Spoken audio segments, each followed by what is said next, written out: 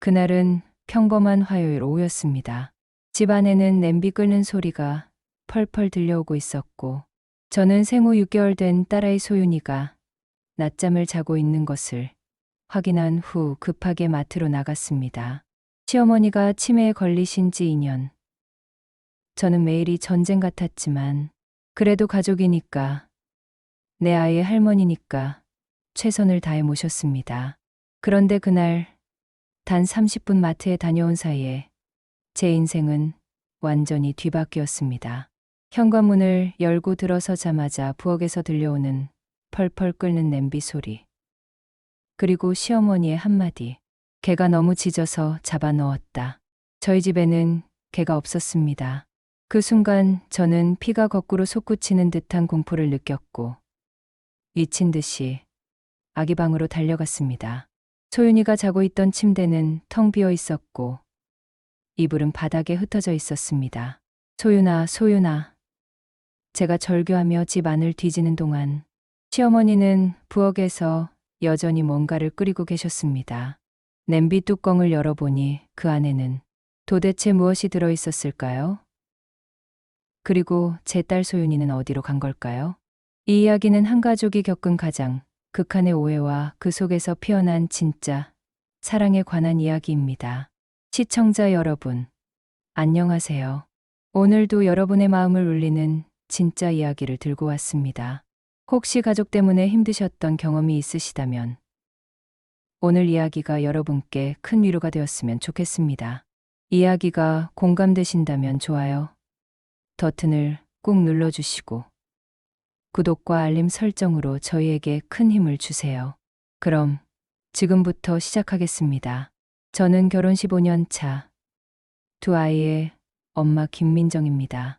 큰아들 준호는 중학생이고 작은 딸 소윤이는 이제 생후 6개월이에요.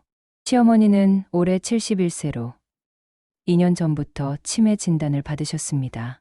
처음에는 가벼운 건망증 정도였는데 점점 심해지더니 이제는 저를 며느리가 아니라 친딸로 착각하실 때도 있고 가끔은 아예 모르는 사람 취급을 하실 때도 있었어요.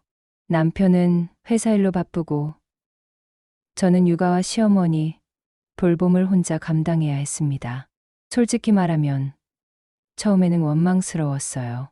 왜 하필 제가 이런 고생을 해야 하나 싶기도 했고요. 하지만 시어머니가 가끔 보여주시는 따뜻한 미소와 고생 많다, 우리 며느리야 라고 말씀하실 때면 마음이 또 누그러졌습니다. 그런데 최근 들어 이상한 일들이 자꾸 생기기 시작했어요. 시어머니가 밤중에 부엌을 어슬렁거리시면서 가스레인지를 켜놓고 그냥 나가신다거나 냉장고에서 음식을 꺼내놓고는 그대로 방치해서 상하게 만드신다거나 처음에는 치매니까 그럴 수 있지라고 넘어갔는데 어느 날부터는 소윤이와 관련된 일들이 심상치 않았어요. 소윤이가 자고 있을 때 시어머니가 아기 방에 들어가셔서 이불을 덮어주려다가 얼굴까지 덮으신다거나 목욕을 시켜주겠다며 뜨거운 물에 손을 담그려 하신다거나 그럴 때마다 제가 말렸지만 시어머니는 내가 뭘 잘못했다고 그러냐며 화를 내셨어요. 남편에게 이야기해봤지만 엄마가 그럴 리 없다. 내가 너무 예민한 거 아니야? 라며 믿지 않았습니다. 그러던 어느 날 오후 저는 마트에 장을 보러 나가면서 소윤이는 낮잠을 재우고 시어머니께는 어머니, 아기가 자고 있으니까 깨우지 마세요라고 신신당부를 드렸어요. 그런데 마트에서 장을 보는 내내 왠지 불안한 기분이 들었습니다. 뭔가 나쁜 일이 일어날 것 같은 예감이 계속 머릿속을 맴돌았어요. 설마 그런 일이 일어나겠어라고 스스로를 달래면서도 발걸음은 점점 빨라졌습니다. 그리고 그 예감은 불행히도 현실이 되고 말았어요. 마트에서 30분 만에 급하게 장을 보고 집으로 돌아오는 길. 저는 계속해서 휴대폰으로 집에 전화를 걸어봤어요. 하지만 전화를 받는 사람이 없었습니다. 시어머니는 치매 때문에 전화벨 소리를 못 듣거나 들어도 어떻게 받는지 잊어버리실 때가 많았거든요. 괜찮을 거야. 괜찮을 거야 라고 속으로 중얼거리면서도 가슴은 계속 두둥거렸어요. 집에 도착해서 현관 비밀번호를 누르는데 손이 떨렸습니다. 문을 열고 들어서자마자 부엌에서 뭔가 펄펄 끓는 소리가 들렸어요. 평소보다 훨씬 큰 소리였고 뭔가 이상했습니다. 어머니, 다녀왔습니다. 제가 크게 인사를 드렸지만 대답이 없었어요. 부엌으로 가보니 시어머니가 가스레인지 앞에 서서 큰 냄비를 젓고 계셨는데 표정이 평상시와 달랐어요. 뭔가 집중하고 계신 것 같으면서도 어딘지 공허한 눈빛이었습니다. 어머니, 뭘 끓이고 계세요?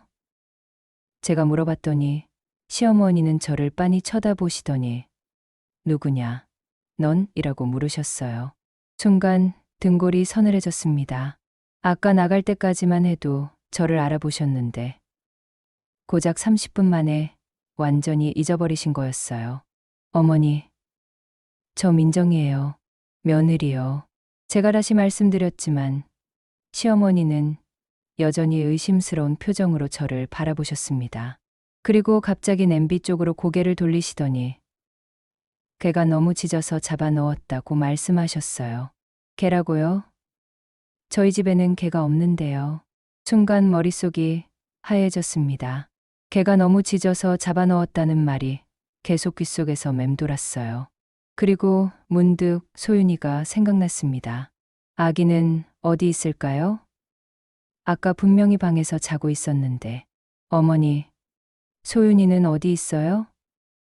제가 다급하게 물었지만 시어머니는 고개를 갸웃거리시더니 소윤이가 누구야? 라고 반문하셨습니다.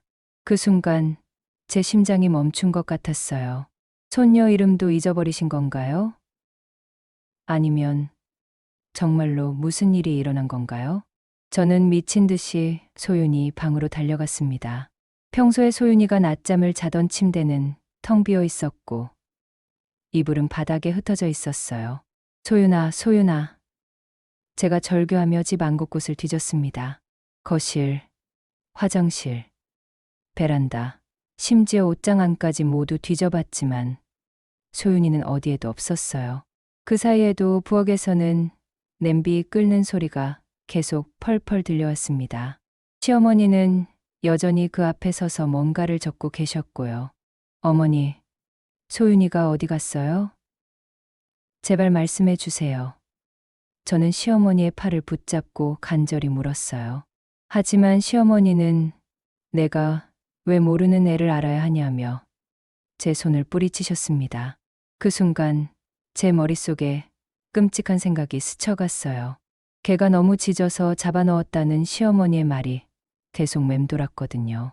혹시 시어머니가 소윤이를 개로 착각하신 건 아닐까요?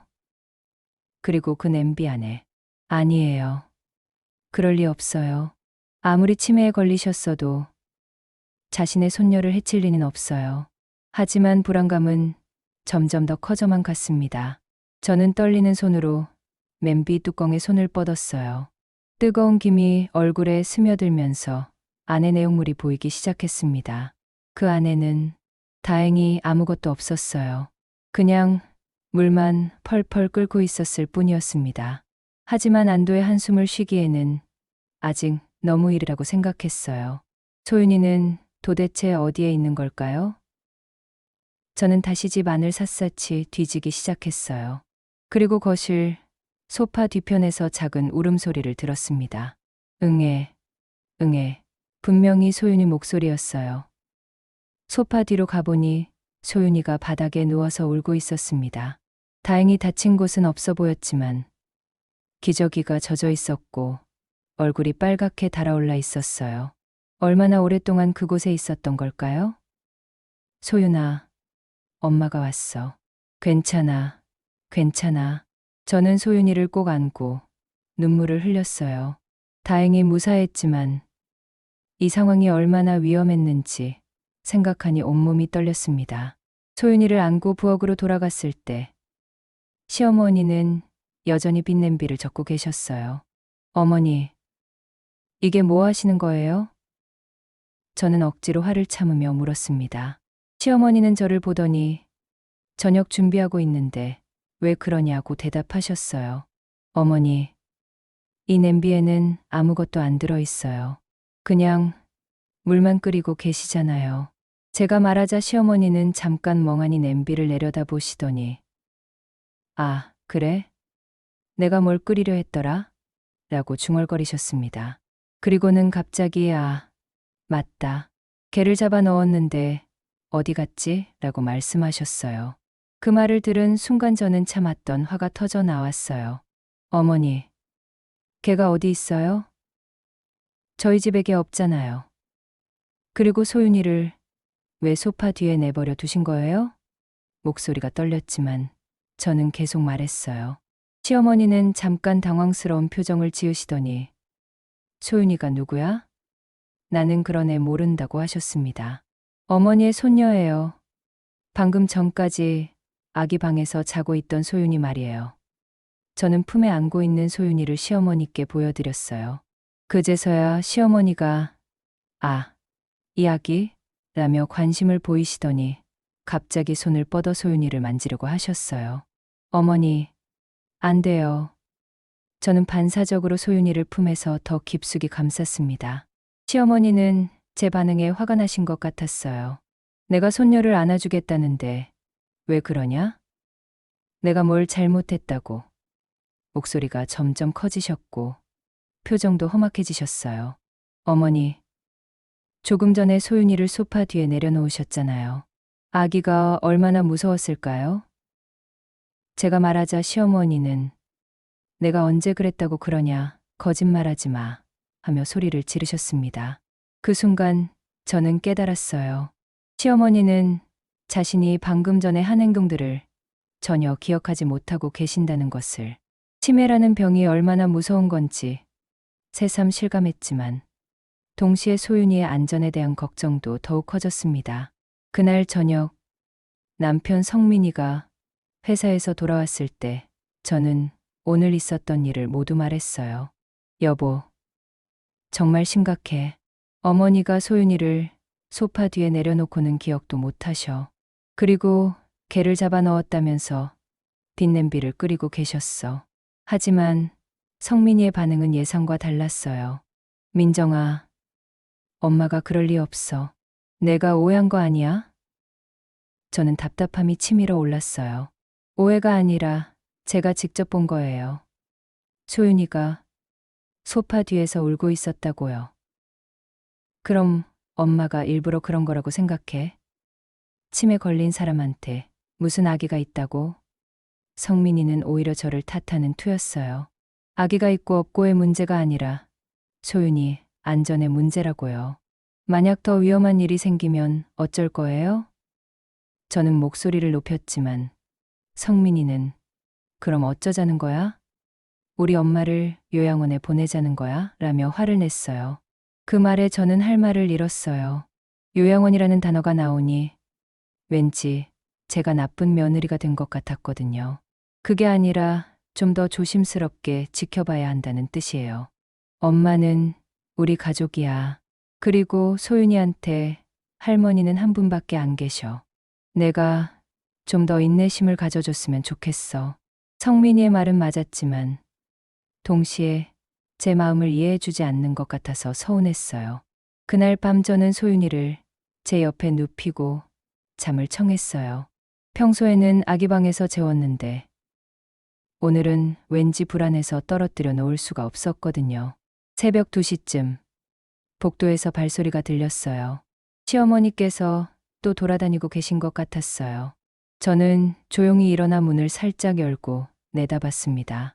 시어머니가 부엌으로 가고 계셨어요. 또 가스레인지를 켜시는 건 아닌지 걱정이 되어서 따라가 봤더니 시어머니는 냉장고 앞에 서서 문을 열었다 닫았다를 반복하고 계셨어요. 어머니, 밤인데 왜 안 주무세요? 제가 조심스럽게 말을 걸자 시어머니는 저를 보더니 누구세요? 라고 물으셨어요. 또다시 저를 못 알아보시는 거였어요. 저 며느리 민정이에요. 방에 가서 주무셔요. 며느리가 누구야? 나한테 며느리 같은 거 없어. 시어머니는 화난 표정으로 저를 째려보셨어요. 시어머니와의 관계가 이렇게 어려워진 건 사실 어제 오늘 일이 아니었어요. 결혼 초기부터 저희는 서로를 이해하는 데 시간이 오래 걸렸거든요. 시어머니는 전형적인 시대를 사신 분이었어요. 며느리는 집안일을 도맡아 해야 하고, 시어머니 말씀에 절대 토를 달면 안 되고, 무조건 순종해야 한다고 생각하셨죠. 저는 직장 생활도 하고 싶었고, 제 의견도 말하고 싶었는데, 그럴 때마다 요즘 며느리들은 버릇이 없다는 말씀을 들어야 했어요.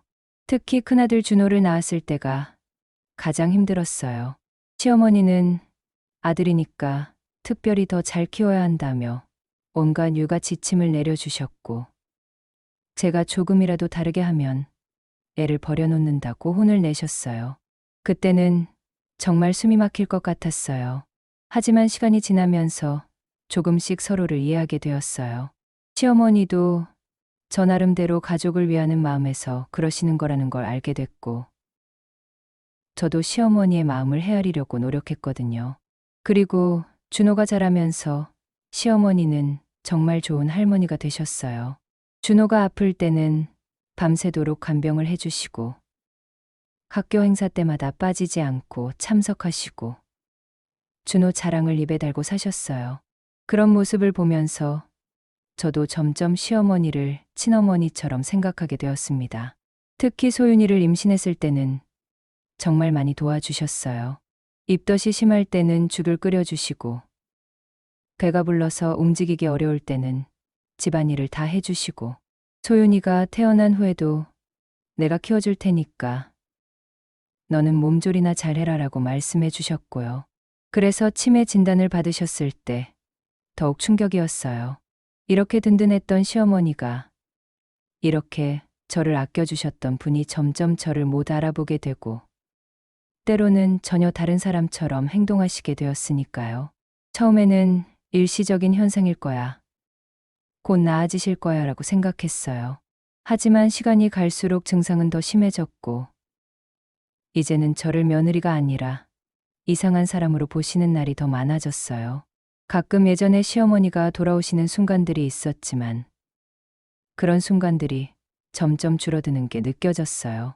그리고 오늘 같은 일이 생기니까 정말 무섭더라고요.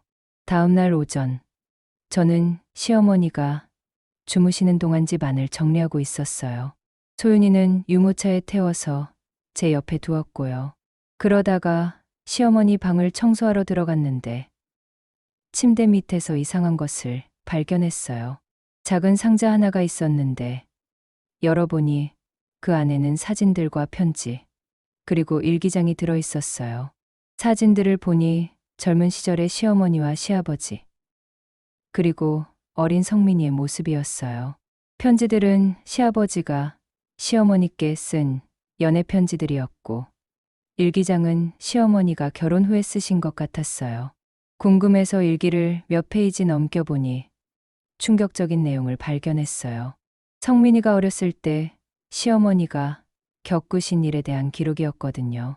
오늘 성민이가 갑자기 사라졌다. 잠깐 빨래를 널러 나간 사이에 방에서 없어졌다. 미친 듯이 찾아다녔는데 이웃집 계집에서 자고 있었다. 얼마나 무서웠는지. 내가 너무 방심한 걸까?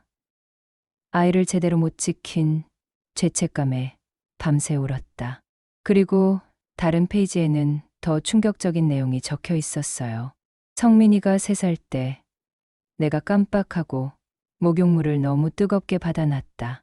성민이가 들어가자마자 울음을 터뜨렸고 발에 화상을 입었다. 병원에 데려가면서 얼마나 자책했는지. 남편은 괜찮다고 위로해줬지만 나는 몇 달 동안 잠을 못 잤다. 내가 엄마 자격이 있나 싶어서. 그리고 또 다른 기록. 성민이가 5살 때 잠깐 마트에 갔다 온 사이에 성민이가 사라졌다. 온 동네를 뒤져서 찾았는데 놀이터 그네에서 자고 있었다. 그때 정말 세상이 끝난 줄 알았다. 내가 아이를 제대로 돌보지 못하는 것 같아서 자꾸 불안했다. 일기를 읽으면서 저는 깨달았어요. 시어머니도 젊은 시절에 저와 똑같은 불안과 죄책감을 겪으셨다는 것을, 아이를 키우면서 생기는 그 모든 두려움들을 혼자 감당하셨다는 것을, 그리고 지금 치매에 걸리신 상태에서도 그 옛날의 기억들이 뒤섞여서 나타나는 거였어요. 시어머니가 개를 잡아 넣었다고 하신 것도 어쩌면 예전에 성민이가 개집에서 자고 있던 기억이 혼재된 것일 수도 있겠다는 생각이 들었어요. 그리고 소윤이를 소파 뒤에 내려놓으신 것도 아기가 있어서가 아니라 혼란스러운 상황에서 어디에 두어야 할지 몰라서였을 수도 있고요.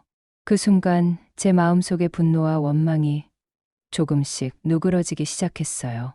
시어머니를 이해할 수 있을 것 같았거든요. 하지만 동시에 더 큰 책임감도 느꼈어요. 이제 시어머니의 과거를 알게 된 이상, 저는 더욱 세심하게 돌봐드려야겠다는 생각이 들었어요. 그날 오후, 저는 시어머니께 점심을 드리러 방에 들어갔어요. 시어머니는 창밖을 바라보며 앉아 계셨는데 표정이 평소와 달랐어요. 뭔가 슬퍼 보이셨거든요. 어머니, 점심 드세요. 제가 상을 차려드리며 말씀드렸더니 시어머니가 저를 보시더니 당신 누구예요? 라고 물으셨어요. 또 저를 못 알아보시는 거였어요. 저 며느리 민정이에요. 성민이 아내요. 성민이가 누구예요? 나는 그런 사람 몰라요. 시어머니의 말에 저는 가슴이 답답해졌어요. 어제까지만 해도 가끔씩은 저를 알아보셨는데 오늘은 아예 기억이 없으신 것 같았어요. 어머니, 밥 드시고 약도 드세요. 제가 숟가락을 들어드리려고 하는데 시어머니가 갑자기 화를 내시며 상을 밀어버리셨어요. 내가 언제 당신한테 밥 얻어먹는다고 했어요? 집에서 나가세요. 그릇들이 바닥에 떨어지면서 와장창 깨지는 소리가 났어요. 국물이 사방으로 튀었고 밥알들이 바닥에 흩어졌어요. 저는 깜짝 놀라서 물러섰는데 시어머니는 계속 소리를 지르셨어요. 여기 내 집인데 왜 남이 들어와서 이래라 저래라 해요? 나가세요. 당장 나가라고요. 목소리가 점점 커지면서 거의 절규에 가까웠어요. 그 소리에 소윤이가 깜짝 놀라서 울기 시작했고 큰아들 준호도 방에서 나와서 엄마, 할머니 왜 그러세요? 라고 물었어요. 저는 어떻게 설명해야 할지 몰라서 그냥 할머니가 좀 아프셔서 그래라고 대답할 수밖에 없었어요. 시어머니는 계속해서 나가라, 나가라고 소리치시면서 손에 잡히는 대로 물건들을 던지셨어요. 쿠션, 리모컨, 심지어 화분까지. 저는 소윤이를 안고 방에서 나올 수밖에 없었어요. 복도에서 준호가 무서워하며 제 뒤에 숨었고 저는 어떻게 해야 할지 몰라서 그냥 거실에 주저앉았어요. 시어머니 방에서는 계속해서 물건 던지는 소리와 고함 소리가 들려왔어요. 이런 상황이 30분 정도 지속되다가 갑자기 조용해졌어요. 걱정이 되어서 살그머니 방문을 열어보니 시어머니는 침대에 앉아서 울고 계셨어요. 아까까지의 화는 온데간데 없고 그냥 슬픈 표정으로 눈물을 흘리고 계셨어요. 어머니, 제가 조심스럽게 부르자 시어머니가 고개를 들더니 누가 내 방을 이렇게 어지럽혔지? 라고 물으셨어요. 자신이 방금 전에 한 행동을 전혀 기억하지 못하고 계신 거였어요. 그날 저녁 남편이 퇴근했을 때 저는 오후에 있었던 일을 말했어요. 하지만 이번에도 남편의 반응은 시원하지 않았어요. 엄마가 그럴 리 없어. 뭔가 오해가 있었을 거야. 오해가 아니라 제가 직접 본 거라고요. 준호도 봤어요. 준호야, 말해봐. 오늘 오후에 할머니가 어떻게 하셨는지. 준호는 망설이더니 할머니가 갑자기 화내시면서 그릇을 던지셨어요. 정말 무서웠어요라고 말했어요. 그제서야 남편의 표정이 심각해졌어요. 엄마가 정말 그랬어? 네. 그리고 저를 전혀 못 알아보셨어요. 집에서 나가라고 소리치시면서 물건들을 던지셨고요. 남편은 한동안 말이 없었어요. 그러더니 병원에 가봐야겠다. 증상이 갑자기 심해진 것 같아라고 말했어요. 다음 날 저희는 시어머니를 모시고 신경과에 갔어요. 의사 선생님은 여러 검사를 해보시더니 치매가 중기로 접어든 것 같습니다. 이제 가족들을 못 알아보는 증상이 자주 나타날 거고 감정 조절도 어려워질 겁니다라고 말씀하셨어요. 그리고 특히 해질녘이나 밤에 증상이 더 심해지는 일몰증후군이 나타날 수 있으니까 주의 깊게 지켜보셔야 해요. 그리고 환자의 안전뿐만 아니라 가족들의 안전도 고려해야 할 시점입니다라고 덧붙이셨어요. 집으로 돌아오는 길에 남편은 계속 말이 없었어요. 시어머니는 차 안에서 창밖을 바라보며 여기가 어디지? 집에 가고 싶다고 중얼거리셨어요. 이미 집으로 가는 길인데도 집을 못 알아보시는 거였어요. 그날 밤 남편과 저는 앞으로 어떻게 해야 할지 진지하게 이야기했어요. 민정아, 미안해. 내가 너무 안일하게 생각했나 봐. 괜찮아요. 저도 처음에는 어떻게 해야 할지 몰랐으니까. 그런데 이제 정말 어떻게 해야 할까? 의사 선생님 말씀으로는 점점 더 심해질 텐데. 남편의 목소리에 걱정이 가득했어요. 저도 솔직히 답을 모르겠더라고요. 시어머니를 사랑하지만 소윤이와 준호의 안전도 생각해야 하는 상황이었으니까요. 그리고 제 자신도 이미 한계에 다다른 것 같았어요. 매일 긴장하면서 살아야 하는 것도 힘들었지만 무엇보다 시어머니가 저를 못 알아보실 때마다 마음이 아팠어요.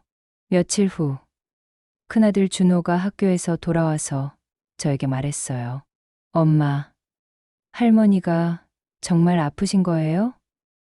준호의 목소리에는 걱정이 가득했어요. 응. 할머니가 치매라는 병에 걸리셔서 가끔 혼란스러워 하시는 거야. 그럼 할머니가 저를 못 알아보실 수도 있어요? 그럴 수도 있어. 하지만 할머니 마음속에는 준호에 대한 사랑이 여전히 남아있을 거야. 준호는 잠깐 생각하더니 저는 할머니 옆에 있고 싶어요. 할머니가 저를 못 알아보셔도 괜찮아요 라고 말했어요. 그 말을 듣는 순간 제 눈에 눈물이 핑 돌았어요. 아이가 어른보다 더 넓은 마음을 가지고 있는 것 같았거든요. 그날 저녁 준호는 시어머니 방에 들어가서 할머니, 안녕하세요 라고 인사를 드렸어요. 시어머니는 준호를 보더니 누구니? 라고 물으셨지만 준호는 실망하지 않고 저는 준호예요. 할머니 손자예요 라고 대답했어요. 손자? 내가 언제 손자가 있다고 했니? 시어머니가 화를 내시려 하자 준호는 괜찮아요, 할머니. 저는 할머니 옆에 있을게요 라고 말하며 시어머니 옆에 앉았어요.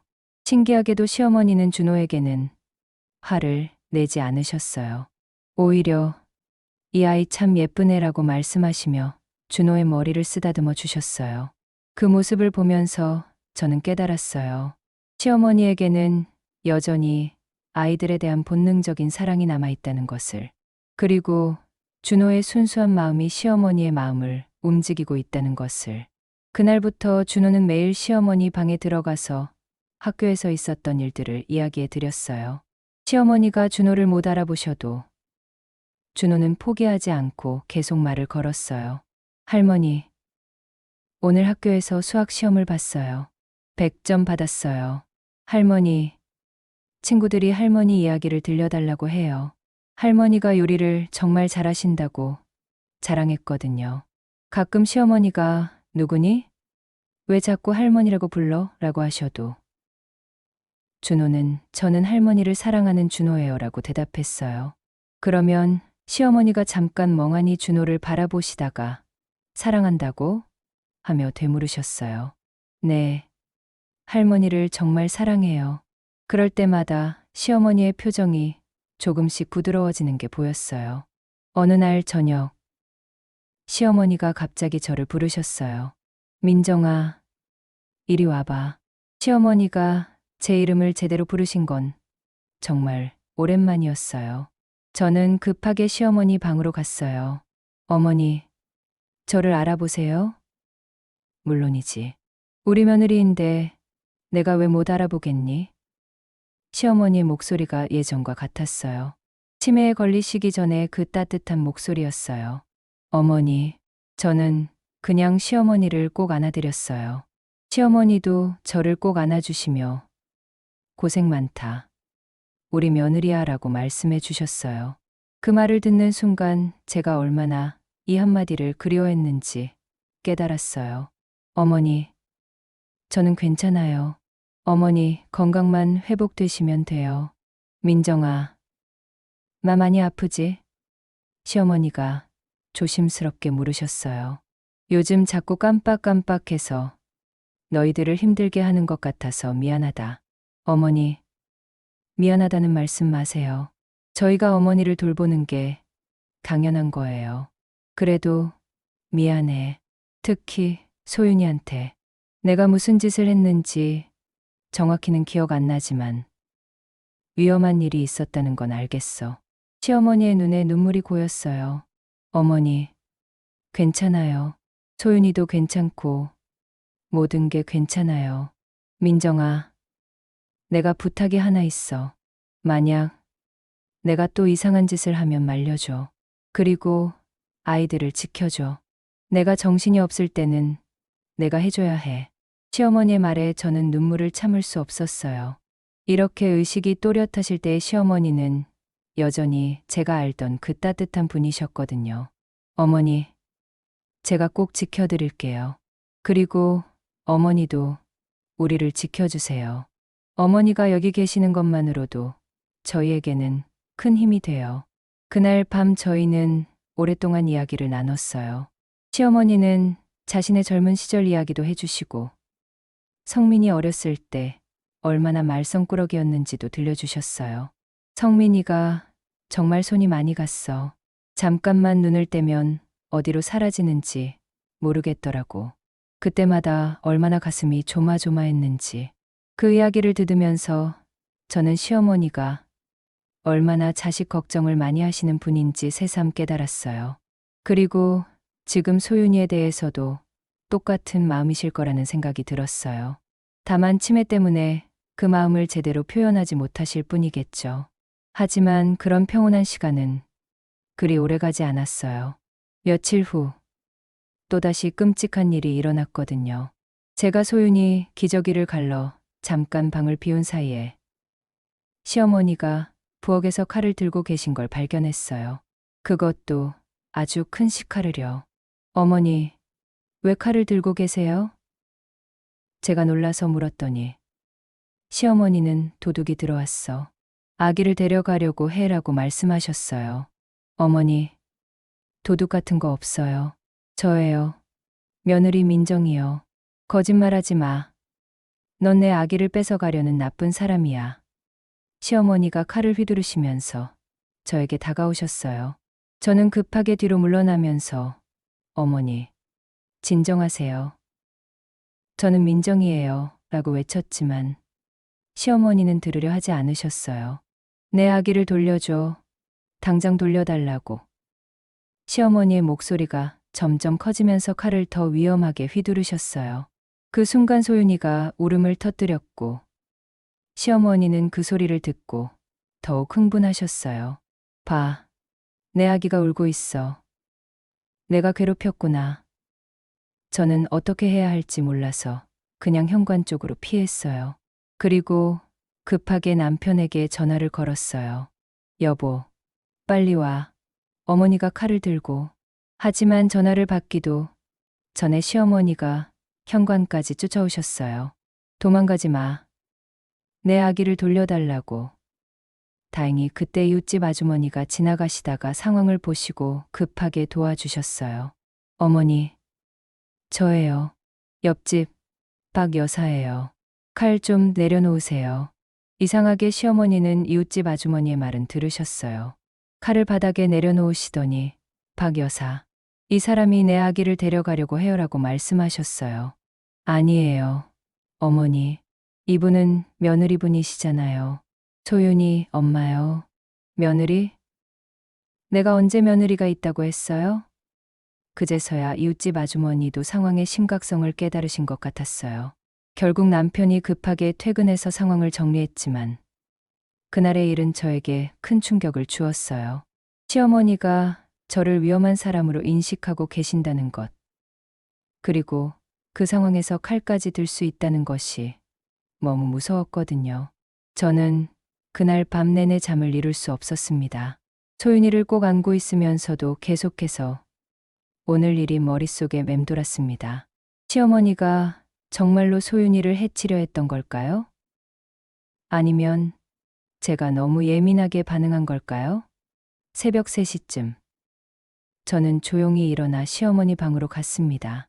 문틈 사이로 들여다보니 시어머니는 침대에 앉아 무언가를 중얼거리고 계셨습니다.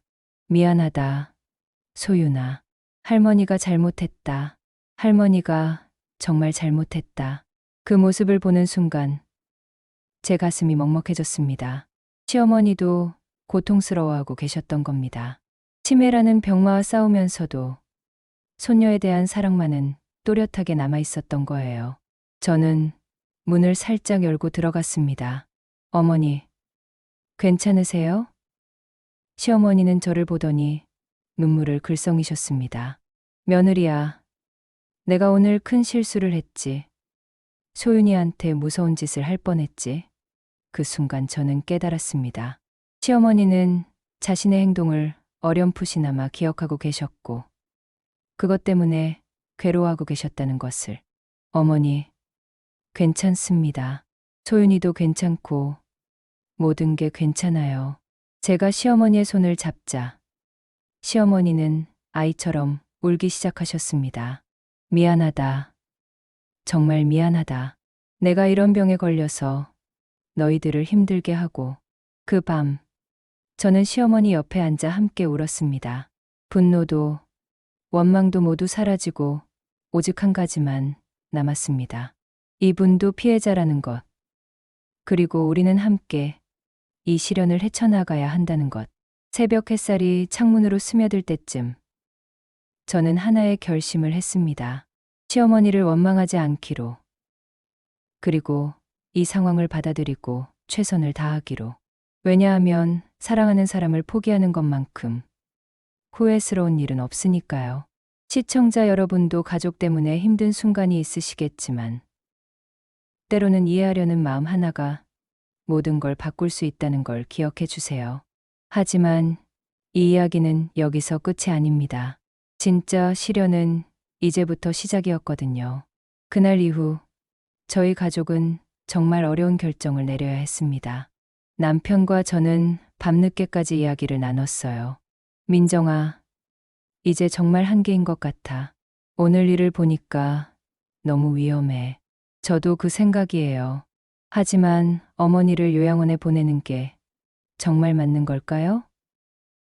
우리도 힘들지만 엄마도 힘드실 거야. 집에서 계속 혼란스러워 하시는 것보다는.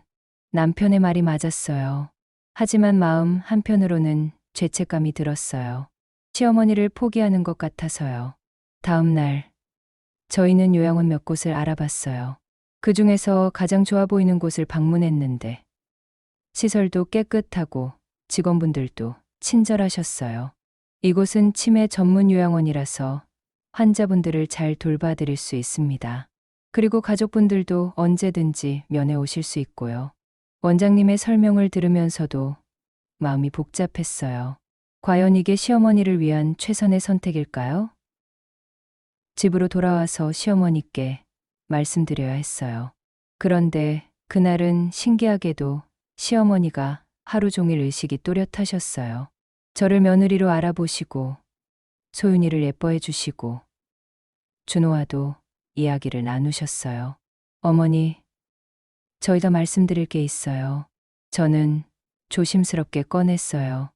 요양원에 대해서 알아봤는데 요양원? 시어머니의 표정이 굳어졌어요. 너희들이 나를 버리려고 하는 거구나. 어머니, 그게 아니라 어머니 건강을 위해서. 내가 그렇게 짐이 됐나? 내가 그렇게 말썽만 부리나? 시어머니의 목소리에 슬픔이 가득했어요. 어머니, 짐이 되신다는 게 아니라 전문적인 치료를 받으시면 더 좋을 것 같아서요. 민정아, 정말 나를 요양원에 보내고 싶어? 시어머니가 제 손을 잡으며 물으셨어요. 그 순간 저는 정말 솔직하게 대답할 수밖에 없었어요. 어머니, 솔직히 말씀드리면 저도 너무 힘들어요. 매일 어머니 상태를 지켜보는 것도 힘들고 소윤이와 준호 안전을 걱정하는 것도 힘들어요. 하지만 어머니를 사랑하는 마음은 변하지 않았어요. 시어머니는 잠깐 생각하시더니 그래, 나도 알고 있어. 내가 너희들을 얼마나 힘들게 하는지, 특히 너를 얼마나 힘들게 하는지 알고 있어. 미안하다. 정말 미안해, 어머니. 하지만 부탁이 하나 있어. 조금만 더 시간을 줄 수 없을까? 내가 정말 노력해 볼게. 약도 잘 먹고 너희들 말도 잘 들을게. 시어머니의 간절한 부탁에 저는 마음이 흔들렸어요. 결국 저희는 시어머니께 한 달의 시간을 더 드리기로 했어요. 그리고 그 한 달 동안 정말 많은 변화가 있었어요. 시어머니는 예전보다 훨씬 조용해지셨고, 저를 못 알아보시는 날에도 큰 소리를 내지 않으셨어요. 저도 시어머니를 대하는 방식을 바꿨어요. 화를 내거나 억지로 기억하게 하려고 하지 않고, 그냥 그 순간에 시어머니를 받아들이기로 했거든요. 가끔씩 시어머니가 의식이 또렷하실 때가 있었는데, 그럴 때마다 민정아, 미안하다. 내가 너무 말썽만 부렸지? 라고 말씀하셨어요. 그럴 때면 저는 어머니, 괜찮아요. 저희가 가족이잖아요 라고 대답했어요. 어느 날 오후, 시어머니가 소윤이를 안고 계시는 모습을 봤어요. 조심스럽게 다가가서 지켜보니, 시어머니가 소윤이에게 자장가를 불러주고 계셨어요. 우리 아가야, 할머니가 지켜줄게. 할머니가 항상 너를 사랑한다는 걸 기억해줘. 비록 할머니가 가끔 이상하게 행동해도 할머니 마음만큼은 변하지 않는다는 걸 알아줘. 그 모습을 보면서 저는 깨달았어요. 비록 치매에 걸리셨지만 시어머니의 사랑은 변하지 않았다는 것을, 다만 그 사랑을 표현하는 방식이 달라졌을 뿐이라는 것을, 그리고 무엇보다 시어머니께서도 자신의 상황을 누구보다 잘 알고 계신다는 것을. 시청자 여러분도 혹시 비슷한 상황에 계시다면 포기하지 마시고 조금만 더 기다려 보세요. 때로는 기적 같은 순간들이 찾아오기도 하니까요. 한 달 후, 시어머니는 스스로 결정을 내리셨어요. 민정아, 나는 요양원에 가는 게 맞는 것 같아. 너희들이 편해야 나도 편해. 어머니, 정말 괜찮으세요? 응, 괜찮어. 대신 약속해줘. 자주 면회 와줘. 그리고 소윤이와 준호도 데려와줘. 시어머니를 요양원에 모시는 날, 온 가족이 함께 갔어요. 시어머니는 의외로 담담하셨어요. 여기가 내 새로운 집이구나. 나쁘지 않네. 하지만 헤어질 때가 되자 시어머니가 제 손을 꼭 잡으셨어요. 민정아, 그동안 고생 많았어. 정말 고마웠어. 어머니, 저야말로 감사했어요. 어머니 덕분에 가족의 소중함을 배웠어요. 지금 시어머니는 요양원에서 잘 지내고 계세요. 일주일에 2번씩 면회를 가는데 가끔은 저를 알아보시고 가끔은 못 알아보세요. 하지만 그게 중요한 건 아니에요. 중요한 건 우리가 서로를 사랑한다는 마음이니까요. 소윤이도 이제 돌이 지났고 준호도 중학교 2학년이 되었어요. 가끔 준호가 할머니는 언제 집에 오세요? 라고 물을 때가 있는데 저는 할머니는 지금 새로운 집에서 행복하게 지내고 계셔라고 대답해요. 그리고 덧붙여요. 할머니가 우리를 얼마나 사랑하시는지 절대 잊으면 안 돼. 시청자 여러분, 혹시 지금 가족 때문에 힘든 시간을 보내고 계시나요? 때로는 사랑한다는 것이 함께 있는 것만이 아닐 수도 있어요. 때로는 서로를 위해 떨어져 있는 것이 더 큰 사랑일 수도 있고요. 중요한 건 그 과정에서 원망하지 않는 것, 그리고 서로를 이해하려고 노력하는 것이에요.